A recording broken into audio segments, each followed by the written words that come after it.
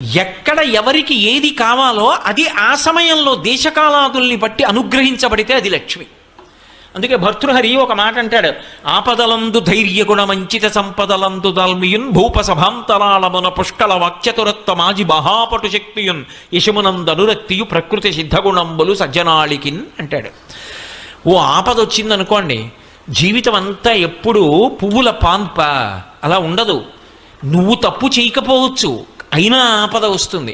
మన ప్రమేయం లేకుండా వస్తుంది కాబట్టే దానిని ఆపద అంటారు. ఆ ఆపద వచ్చినప్పుడు తాళి తట్టుకుని నిలబడగలగాలి.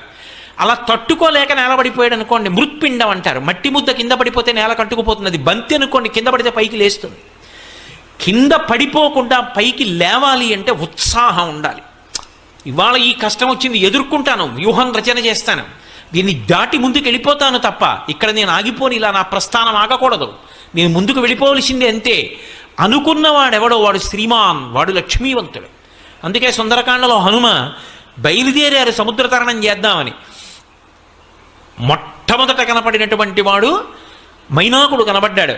నిపత్యమమ శృంగేషు విశ్రమస్వ యథాసుఖం, ఒక్కసారి నా కొండ కొమ్ము మీద వాలవయా, కాస్త తేనె తాగు, పళ్ళు తిను అన్నారు. అది సంతోషకారకం. కానీ వెడుతున్న కార్యానికి భంగం ఆగిపోతే ముట్టుకుని వెళ్ళిపోయారు. భయపెట్టేది వచ్చింది సింహిక, ఆయన ఏం బెంగపెట్టుకోలేదు, ఉత్సాహంతో దాటి వెళ్ళిపోయారు. అందుకే ఆపద వచ్చినప్పుడు తట్టుకోవడానికి ఏది కావాలి అంటే ధైర్యం కావాలి. బాగున్నన్ని రోజులు నా అంత వాణ్ణి నేనని ఇలా చేతి మీరు చెయ్యేసుకు తిరిగాడు. ఏదో చిన్న ఆపద వచ్చింది అంతే, ఇక మళ్ళీ ఆయన ఎక్కడా కనపట్టలేదు. ఏమండి ఎందుకు కనపట్టలేదు అంటే, చిన్న ఆపద వచ్చిందండి తట్టుకోలేకపోయాడు జీవితంలో అంటే లక్ష్మీ కటాక్షం లేదు. మీరు బాగా జ్ఞాపకం పెట్టుకోండి, కాల్చిన తరువాత శోభ కలిగినట్టు కష్టం వచ్చిన తరువాత నిలదొక్కుకు నిలబడగలిగిన శక్తి ఎవరికి వస్తుంది అంటే ఆ తల్లి యొక్క అనుగ్రహం ఎవరికి ఉందో వారికి వస్తుంది. అందుకే లక్ష్మీ కటాక్షము అన్న మాటకు అర్థం కేవలము డబ్బు అని మీరు అనుకొనరాదు. అందుకే తల్లి లోకములనన్నిటినీ చూస్తుంది అన్న మాటకు అర్థం అది. కాబట్టి ఆపదలందు ధైర్యగుణ మంచిత సంపదలందు దాల్మియున్, విశేషమైన ఐశ్వర్యం కలిగిందనుకోండి, ఆ ఐశ్వర్యానికి ఉండేటటువంటి దోషం ఏమిటి అంటే అహంకారాన్ని కల్పిస్తుంది. కానీ ఎవరి యందు లక్ష్మీ కటాక్షమున్నది అని చెప్పవలసి ఉంటుంది అంటే, ఎంత ఐశ్వర్యం ఉన్నదో అంత గుర్తు పెట్టుకుని, ఎంత పేదవాళ్ళు కానివ్వండి, బంధు బంధు బంధు బంధు ఎక్కడో ఎప్పుడో బంధువులు, ఒకప్పుడు వాళ్ళు పేదవాళ్లే కానీ ఇప్పుడు మహదైశ్వర్యవంతులు, కానీ వాళ్ళని చూసి తెలియనట్టు వెళ్ళిపోరు. పేరు పెట్టి పిలిచి, ఇంటికి పిలిచి అన్నం పెట్టి పక్కకి తీసుకెళ్ళి చాటుగా డబ్బిచ్చి నేను ఇచ్చానని తెలియక్కర్లేదు, జీవితంలో వృద్ధిలోకి రా అని చెప్పిందో తల్లి. ఆవిడది లక్ష్మీ కటాక్షం. ఆ ఇల్లు ఆ స్థితికి వెళ్ళింది అంటే ఆమె ఆ ఇంటి లక్ష్మి, ఆవిడ వలన ఆ ఇల్లు అంత హెచ్చిల్లింది. అది లక్ష్మీ కటాక్షం. అందుకే ఇంటి ఇల్లాల్ని బట్టి ఐశ్వర్యం ఉంటుంది.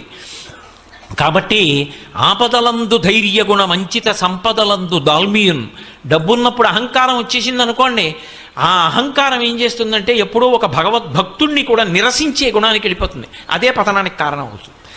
అటువంటి సౌశీల్యం ఉన్నటువంటి వాళ్ళు ఇంట్లో ఉన్నారనుకోండి, వాళ్ళు ఉన్న కారణం చేత ఆ ఇంటి ఐశ్వర్యము భ్రంశము కాదు. అందుకే అది లక్ష్మి నిజానికి. అంచిత సంపదలందు దాల్మియున్ భూపసభాంతరాళమున పుష్కళ వాక్చతురత్వం. ఆయన ఎన్నో చదువుకున్నాడు, ఆయన ఏం చదువుకోనివాడు కాడు, ఎన్నో చదువుకున్నాడు, ఎన్నో తెలుసు ఆయనకి. కానీ కొంతమంది చూడండి పాపం తెలియని వారు కాదు, ఎన్నో తెలుసు. పుస్తకం వ్రాస్తే ఆ పుస్తకం చదువుతుంటే అబ్బా ఏమి దర్శనం చేశారా మహానుభావుడు, ఒక్క శ్లోకాన్ని ఎంత గొప్పగా అన్వయం చేశారా ఆయన అనిపిస్తుంది. ఆయన్ని వచ్చి సభలో మాట్లాడమన్నారనుకోండి, సభలోకి వచ్చి కూర్చుంటే ఒక్క విషయం జ్ఞాపకానికి రాదు.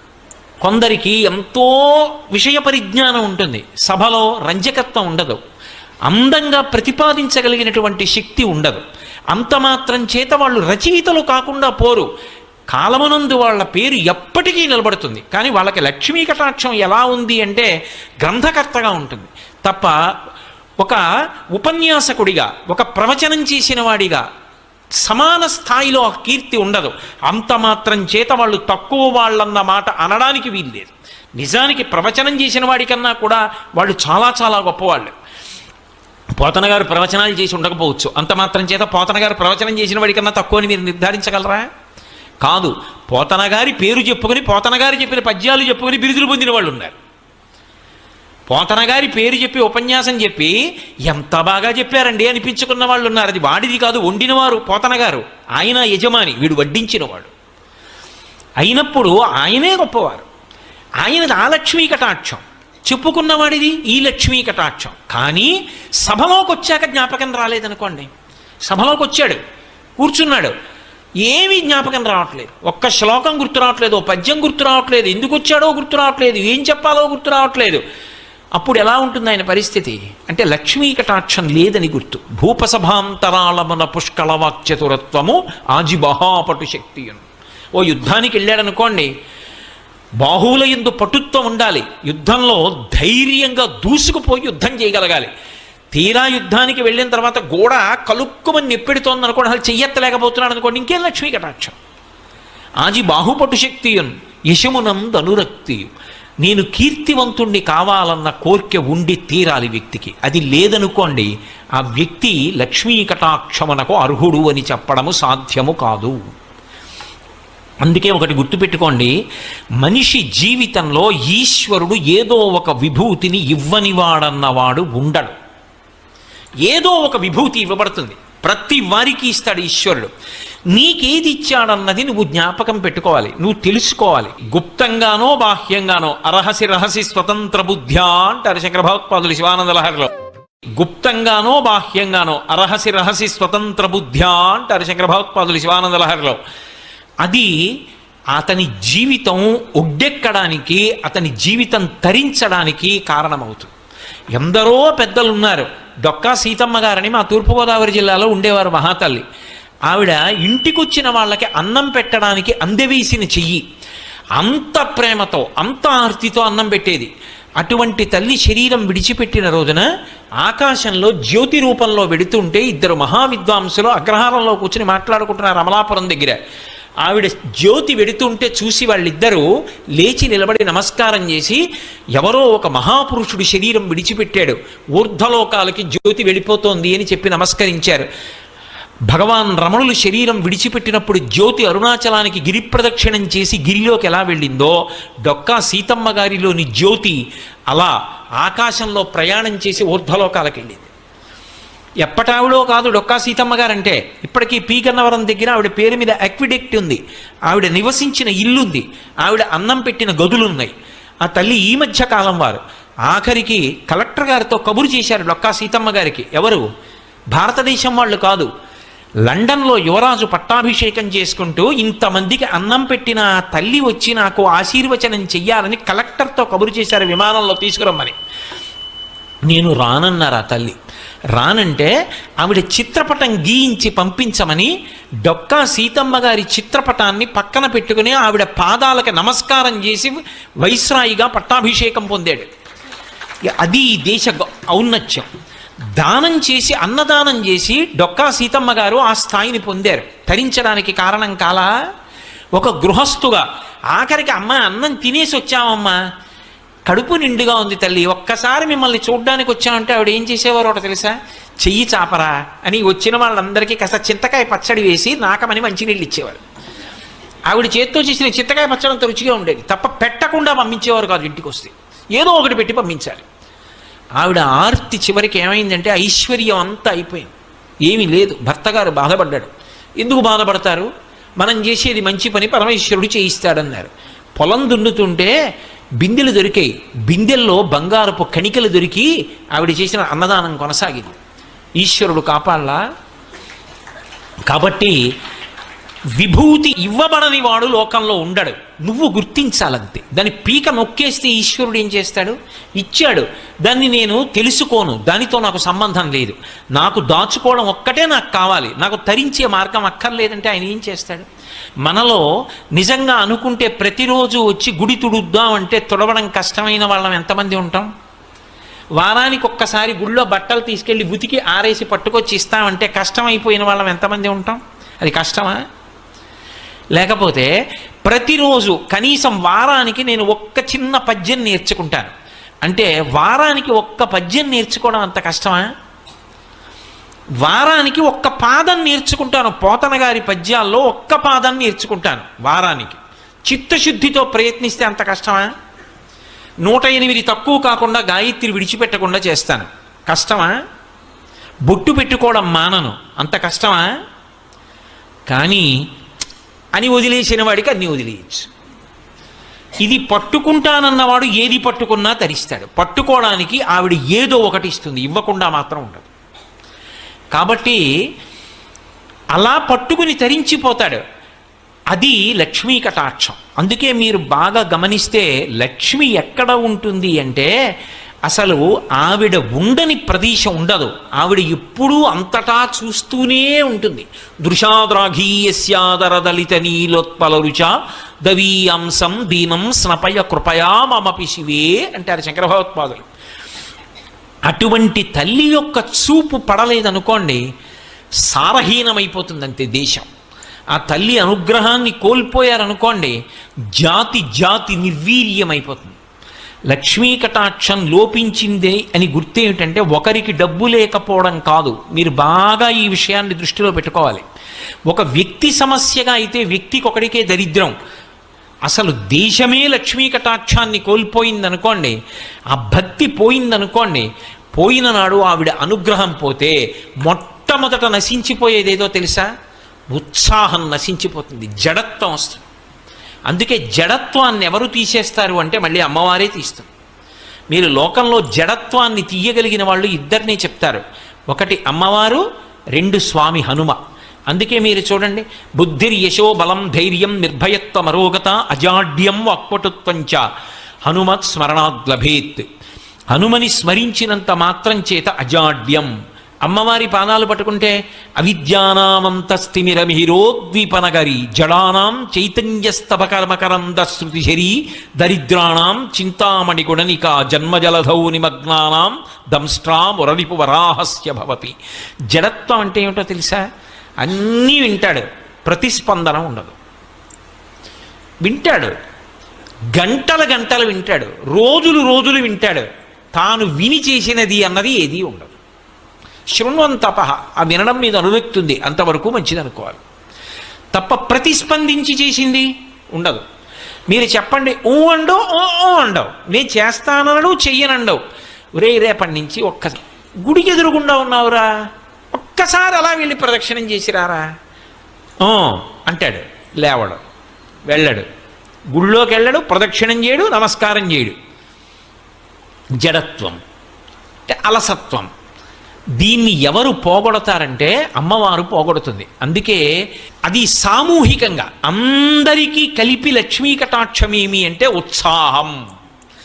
దేశ పౌరుల యందు ఏదైనా సరే మేము సాధించగలం, మేమందరం నడుం కట్టుకుని ముందుకు వెళ్ళిపోతాం అని అందరూ కలిసి నిలబడగలిగిన ఉత్సాహం ఉందనుకోండి, ఏటికి ఎగసన్నా ఒకడు లాగితే 1,00,000 మంది దిగసన్నా లాగారనుకోండి, ఇంకా ఎలా వృద్ధిలోకి ఎడుతుంది? చెయ్యి కలిసి నడుద్దాం అన్న ఉత్సాహం ఉందనుకోండి, అది లక్ష్మి. లక్ష్మీ కటాక్షం తరిగిపోతోందని గుర్తేమిటో తెలుసా? అసలు ఏ ఉత్సాహం లేకుండా జడత్వంతో ఉండిపోతే లక్ష్మీ కటాక్షం లుప్తమైపోతోంది అని గుర్తు. అందుకే మీరు కొంచెం జాగ్రత్తగా గమనించండి. ఎప్పుడైనా పౌరాణిక వాంగ్మయాన్ని మీరు పరిశీలిస్తే లక్ష్మీ కటాక్షము తొలగిపోయినది అనడానికి కొన్ని సూచనలు చెప్తారు. ఇదిగో లక్ష్మి లేదిప్పుడు, లక్ష్మి ఎందుకు వెళ్ళిపోతుందో చెప్తారు, లక్ష్మి మళ్ళీ ఎలా వచ్చిందో చెప్తారు, లక్ష్మి ఏ కారణం చేత వెళ్ళిపోతే ఆ స్థితి ఎలా ఉంటుందో చెప్తారు. ఇవి ఎందుకో తెలుసా? పురాణం వేదానికి భూతద్దం. నీ జీవితాన్ని నువ్వు గమనించుకో జాగ్రత్తగాని. ఇంద్రుడు అంటేనే మనకేం గుర్తొస్తుంది? స్వర్గలోకాధిపతి.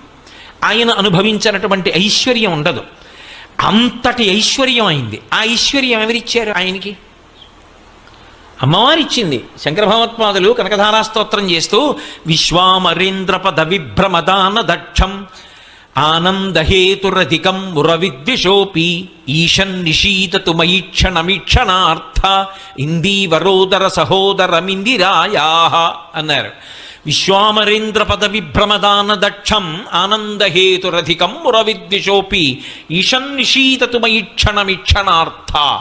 దేవేంద్రుడంతటి వాడికి ఇంద్ర పదవిలో కూర్చోగలిగినటువంటి స్థితిని, అంతటి ఐశ్వర్యాన్ని ఎవరిచ్చారు అంటే ఆ తల్లి తన చూపుల చేత అనుగ్రహించింది. దేవేంద్రుడంతటి వాడికి ఇంద్ర పదవిలో కూర్చోగలిగినటువంటి స్థితిని, అంతటి ఐశ్వర్యాన్ని ఎవరిచ్చారు అంటే ఆ తల్లి తన చూపుల చేత అనుగ్రహించింది. అటువంటి చూపు కలిగిన తల్లి వైక్షణమీక్షణార్థ, నా వంక కూడా ఒక్కసారి చూడమ్మా అని అడిగారు శంకర భగవత్పాదులు. తన కొరకు కాదు, బ్రహ్మచారి పేద బ్రాహ్మణి కోసం అడిగారు. ఆ తల్లి అనుగ్రహ కటాక్షం కలిగింది, ఇంద్రుడు ఐశ్వర్యాన్ని పొందాడు. ఇప్పుడు ఇంత ఐశ్వర్యాన్ని పొందినటువంటి ఇంద్రుడు ఐశ్వర్య భ్రష్టుడయ్యాడు. దేనికి భ్రష్టుడయ్యాడు? ఒక్క కారణం చేతనే పోయింది ఐశ్వర్యం, ప్రసాద తిరస్కారం. ప్రసాదమును తిరస్కరించడం అనేటటువంటి లక్షణం కానీ ఏర్పడిందా, అది ఉపద్రవాలకి గుర్తు. దేశంలో భగవత్ ప్రసాదము అని పట్టుకొచ్చి ఇస్తే మాకు అక్కర్లేదు అని తిరస్కరించేటటువంటి బుద్ధి ప్రబలమైపోతే, ఈశ్వర ప్రసాదమునకు గౌరవం తగ్గిపోతే, కాళ్ళకి చెప్పులున్నాయన్న మాటతో కూడా సంబంధం లేకుండా ప్రసాదం నోట్లో వేసుకోవడం మొదలు పెడితే, నేను ఇంకా కొంచెం ముందుకు వెళ్ళవలసి వస్తే అటువంటి ప్రదేశాల్లో ప్రసాదం పంచి పెట్టడం కూడా తప్పు. ప్రసాదం ఎక్కడివ్వాలో అక్కడ ఇవ్వాలి. ఒక దేవాలయానికి వచ్చి మీ అందరూ కూర్చున్నారు, ఇక్కడ ప్రసాదం ఇవ్వాలి. అంతేకాని అందరూ చెప్పులు వేసుకుని కాళ్ళకి బూట్లు వేసుకుని కూర్చున్న కార్యాలయాల్లో ప్రసాదం పంచిపెట్టమని ఎవడు చెప్పాడు? వాడా బూట్లు విప్పడు. అలాగని వాడికి భక్తి ఉన్నా ప్రసాదం తిరస్కరించలేడు, వాడు అలాగే వేసుకుంటాడు. ఇప్పుడు ప్రసాదం పట్ల దోషమైందా లేదా? మీరు అందుకే ప్రసాదం అన్న మాట గురించి ఆలోచించండి. అన్నవరం సత్యనారాయణ స్వామి వారి వ్రతకథలో వైశ్యుని యొక్క భార్య ప్రసాదం పుచ్చుకోకుండా నదీ తీరానికి వెళ్ళింది, భర్త వచ్చాడని. వెంటనే పడవ మునిగిపోయింది. ఓ అశరీరవాణి పలికింది, ప్రసాదం పుచ్చుకోలేదని. ఆవిడ వెళ్ళి ప్రసాదం తింది, పడవ పైకి తేలింది. ఏమిటా కథ? వింటున్నాం కదా అన్నటువంటి కథలు చెప్పేయడమే అనుకోవచ్చు. కాదు, అందులో ఒక గాంభీర్యమైన విశేషం ఉంది. ప్రసాదము అంటే ఈశ్వరుని యొక్క అనుగ్రహము. ఏ ఇంట ప్రసాదం తింటున్నాడో ఆ ఇంట లక్ష్మి ఉంటుంది. ఇది మీరు బాగా పట్టుకోవాలి. ఆ ఇంట తింటున్నది ప్రసాదం. అందుకే ఈ రాష్ట్రంలో ఒక అలవాటు ఉంది, ప్రత్యేకించి పేరు కూడా ప్రసాద్ అని ఉంటుంది. ఈశ్వర ప్రసాద్, వెంకటేశ్వర ప్రసాద్, లక్ష్మీ ప్రసాద్ అంటే వాళ్ళ ప్రసాదం వీడు. జీవితము ప్రసాదము కావాలి. నేను రాత్రి పడుకుంటున్నాను అనుకోండి, 11 మాటలు శివనామం చెప్పి నాకు నిద్ర పట్టాలని ప్రార్థన చేసి పడుకోవాలి. నేను నిద్ర లేస్తున్నాను అనుకోండి, 3 మాటలు శ్రీహరి శ్రీహరి శ్రీహరి అని చెప్తూ లేవాలి. ఎందుకంటే జాగృతి యందు ఇంద్రియములకు అధిపతి అదోక్షజుడు శ్రీ మహావిష్ణువు, ఆయన నామం చెప్పి లేవాలి. పరమశివుడు నిద్రాకాలిక సుఖాన్నిచ్చి మళ్ళీ అన్ని అవయవాలకి శక్తినిస్తాడు, ఆయన నామం చెప్పి పడుకోవాలి. నిద్ర ప్రసాదం, లేచి పని చేస్తే ప్రసాదం. అన్నం తినేటప్పుడు నేను తింటున్నానని తినరు, ఇది ఈశ్వరుడు నాకు అనుగ్రహించాడు. ఈ పదార్థం దొరికేట్టు చేసినవాడు వాడు, వాడి శాసనానికి అగ్ని వండింది, ఈ నీళ్లు వాడి శాసనం వల్ల దొరికాయి. నేను తింటే రుచి వాడి అనుగ్రహం. లోపలికి వెళ్ళిపోయిన తర్వాత అన్ని పదార్థాలు కలిసిపోయినా వాడు అగ్ని రూపంలో ఉండి పచనం చేస్తున్నాడు, శక్తిగా మారుస్తున్నాడు. కాబట్టి వాడికి చెప్పి తింటాను, యజ్ఞం కింద తింటానని నీతి మితుకులు పట్టుకుని నాలిక మీద పట్టుకుని నోట్లో వేసుకుంటారు. చొక్కా బనీను లేకుండా తినడానికి కారణం అది. చొక్కా బనీను ఉందనుకోండి, ఉంటే ఎలా పుచ్చుకుంటారు? హవిస్సు అగ్నిహోత్రంలో పురుషుడికి అధికారం ఉండదు. అందుకని తీసి ఉత్తరీయం 1 వేసుకుని 5 మాటలు స్వాహాకారంతో నాలిక మీద పెట్టుకుని పంటితో నవలకుండా లోపలికి మింగుతాడు. ఇప్పుడు ఆయన జన్మ తరించింది, ఆయన ఎక్కడున్నాడో అటువంటి వాడు, వాడి వలన ఆ ఇల్లు వంశం వృద్ధిలోకి వస్తాయి. బనీని ఎందుకు కాపాడుతుందా? చొక్కా కాపాడుతుందా? ఇది కాపాడుతుంది. దీని విలువ తెలుసుకున్న నాడు దాని ముందు నీ బనీని ఎంత, నీ చొక్కా ఎంత. ఆచారకాండ అందుకొచ్చింది, ఉత్తినే రాలేదు. కాబట్టి ఇప్పుడు అలా తిన్నాడు, ఏదో పని మొదలెడతాడు, ఈశ్వరుడికి చెప్తాడు, పని పూర్తయింది, ఈశ్వర మీ అనుగ్రహం, పని పూర్తయింది అంటాడు. ఇప్పుడు అసలు ఆయన జీవితంలో ప్రసాదం కానిది ఏదుంది? ఆఖరికి మృత్యు వచ్చి కబళించేస్తోంది. ఈశ్వర మీ అనుగ్రహంతో ఇన్నేళ్లు శరీరంలో ఉన్నా, కొడుకుల్ని చూశా, కోడళ్ళని చూశా, కూతుళ్ళు, అల్లుళ్ళు, మనవలు, ముని మనవలు చూశా, మీ అనుగ్రహంతో ఏదో బ్రతికున్నన్నాళ్ళు మీ గురించి చెప్పుకున్నా, ఇది వదిలిపెట్టేస్తున్నాను, ఈ తోలుతిత్తి మీ పాదపంజరంలోకి వచ్చేస్తున్నాను, ఎక్కువ ఆయాసం లేకుండా విడిపించేయండి అని నమస్కరించి దీన్ని కూడా ప్రసాదంగా వదిలిపెట్టేస్తాడు. ఇప్పుడు అసలు జీవితమే ప్రసాదం. ఇప్పుడు ఆ ప్రసాద బుద్ధితో అనుభవించినంత కాలం ఈశ్వరుడి అనుగ్రహం ఉంటుంది. ప్రసాద బుద్ధి పోయింది, ఇదంతా నాదే, తొలగిపోతుంది ఆవిడ. నీదేగా, ఏది సంపాదించి చూస్తాను, ఏది నిలబెట్టుకో, ఏది ఈ గుణములను సంతరించుకో, కీర్తి సంపాదించుకో చూస్తాను అంటుంది ఆవిడ. చిన్న వైక్లభ్యం ఒకటి వచ్చింది అనుకోండి, అక్కడతో అయిపోయిందండి.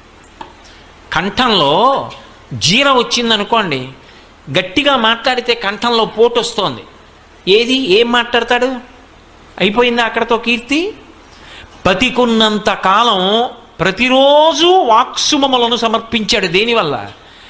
ఇది ఆవిడ ప్రసాదం అని చెప్పుకున్నాడు, ఆవిడ అనుగ్రహం నా చేత చేయించిందని చేశాడు. ఆఖరి ఊపిరి వరకు ఆవిడ చేయిస్తూనే ఉంటుంది. పాత్రత దేని చేత? ప్రసాద బుద్ధి చేత. ఇది బాగా తెలుసుకోవాలి. ఇది మొదటి లక్ష్మీ కటాక్షం అని చెప్తుంది శాస్త్రం. అసలు ఈ బుద్ధి నిలబడితే వాడికి లక్ష్మీ కటాక్షం ఉన్నది అని గుర్తు. అందుకే కళ్యాణి బతగాదీయం లౌకికీ ప్రతిభాతిమా ఏతి జీవంతిమానందో నరం వర్ష శతాదపి అంది సీతమ్మ. ఇవాళ పూజ చేసేయండి, రేపు పొద్దున మీ ఇంట్లోకి లక్ష్మి నడిచి వచ్చేస్తుందంటే అంతకన్నా అబద్ధం ఇంకోట్లేదు.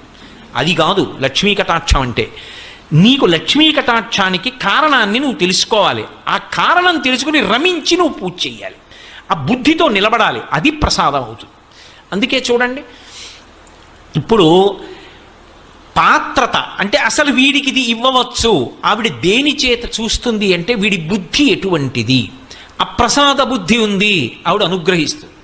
అందుకే మీరు కొంచెం జాగ్రత్తగా గమనిస్తే అసలు లక్ష్మి అనేటప్పటికీ మొత్తం అందరం కూడా ఖచ్చితంగా పూజ చేసే రోజేది అంటే శ్రావణ మాసంలో వచ్చేటటువంటి పౌర్ణమి ముందు శుక్రవారం వరలక్ష్మీ వ్రతం. ఆ రోజు తిథితో సంబంధం లేదు, వారంతో సంబంధం. ఏ తిథి ఉంది, ద్వాదశి ఉందా, త్రయోదశి ఉందా, చతుర్దశి ఉందా, లేకపోతే ఏకాదశి ఉందా, పంచముందా, సప్తముందాతో సంబంధం లేదు. చివరికి వచ్చేస్తుంటుంది శుక్లపక్షం. పౌర్ణమి ముందు శుక్రవారం ఏమొస్తుందో ఆ శుక్రవారం నాడు వరలక్ష్మీ వ్రతం చేస్తారు. వరలక్ష్మీ వ్రతం చెయ్యడానికి అసలు ఈ వ్రతం ఉన్నది అని మొట్టమొదట లక్ష్మీదేవి ఎవరికి చెప్పింది? చారుమతికి చెప్పింది.